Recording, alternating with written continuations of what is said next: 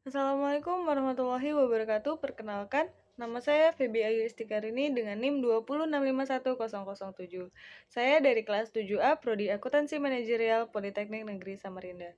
Video kali ini dibuat untuk memenuhi tugas akuntansi manajemen lanjutan yang diampu oleh Ibu Varianti selaku dosen pengampu. Pada kesempatan kali ini, saya ingin menjelaskan tentang konsep informasi akuntansi penuh atau Full Accounting Information.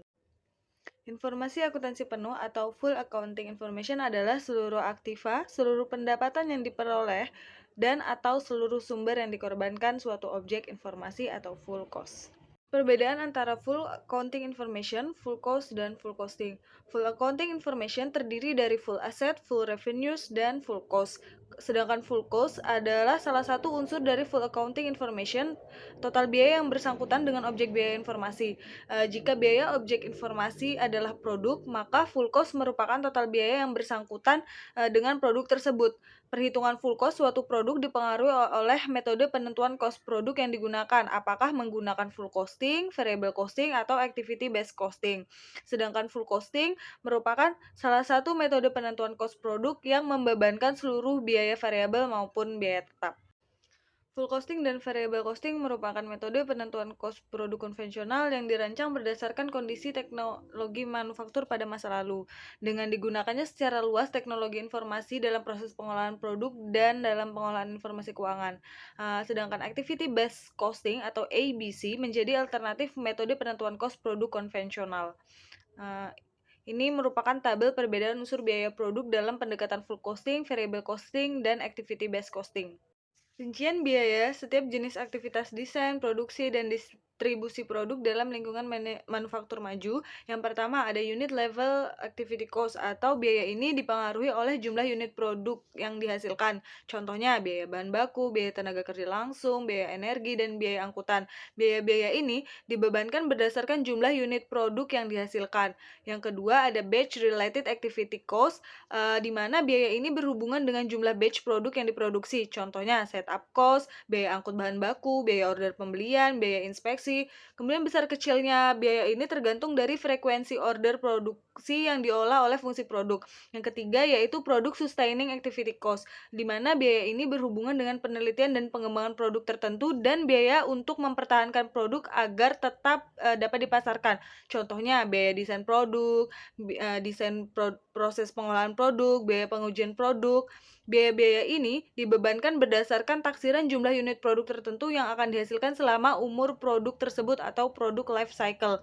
Yang keempat yaitu facility sustaining activity cost, di mana biaya ini berhubungan dengan kegiatan untuk mempertahankan kapasitas yang dimiliki oleh perusahaan.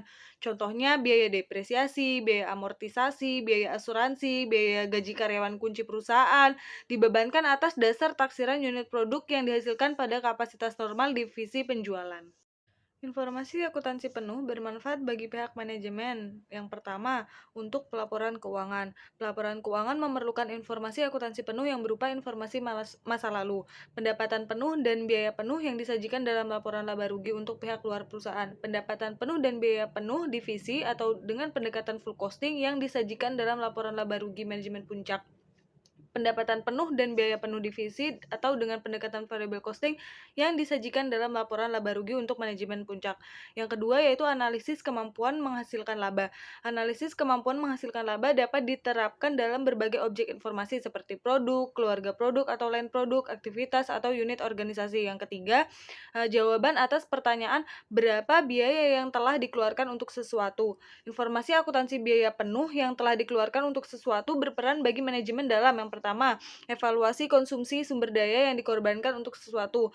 Kemudian yang kedua yaitu penyediaan informasi untuk memungkinkan manajemen melihat struktur biaya perusahaan pesaing yang digunakan untuk menghasilkan produk atau jasa. Yang ketiga yaitu pengambilan keputusan membeli atau membuat sendiri. Yang keempat yaitu penentuan harga jual produk atau jasa. Yang kelima yaitu penyediaan kemudahan dalam penghilangan pemborosan dengan menyediakan informasi biaya untuk aktivitas bukan penambah nilai.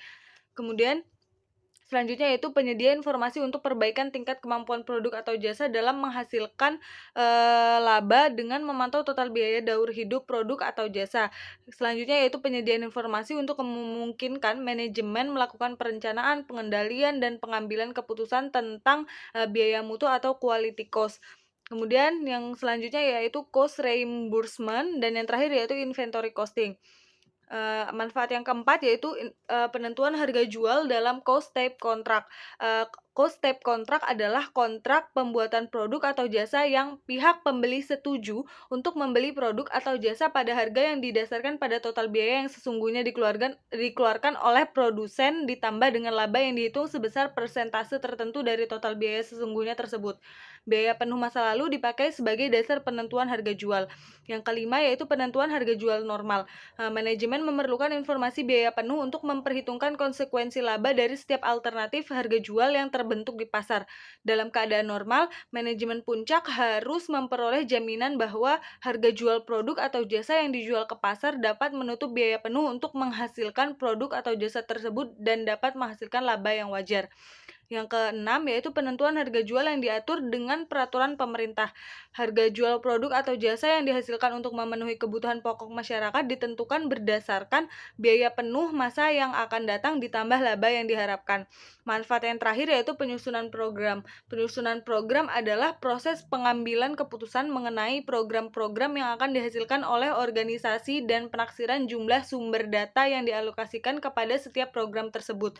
Pemilihan program di masa yang akan datang sebagian didasarkan atas informasi akuntansi penuh masa yang akan datang yang terdiri dari aktiva penuh, pendapatan penuh, dan biaya penuh. Perekayaan informasi akuntansi penuh memerlukan identifikasi aktiva, pendapatan, dan biaya langsung dengan objek informasi tertentu dan pembebanan secara adil aktiva, pendapatan, dan biaya tidak langsung kepada berbagai objek informasi yang bersangkutan. Metode pembebanan biaya yang digunakan untuk perekayaan informasi akuntansi penuh dapat dibagi menurut tujuan pemanfaatan informasi akuntansi. Yang pertama, pembebanan biaya tidak langsung untuk penyediaan informasi bagi pengambilan keputusan manajemen. Yang kedua, pembebanan biaya tidak langsung untuk pelaporan keuangan kepada pihak luar perusahaan. Dan yang terakhir yaitu pembebanan biaya tidak langsung untuk pengukuran kinerja manajemen. Mungkin itu saja yang bisa saya sampaikan pada kesempatan kali ini. Kurang dan lebihnya saya mohon maaf. Assalamualaikum warahmatullahi wabarakatuh.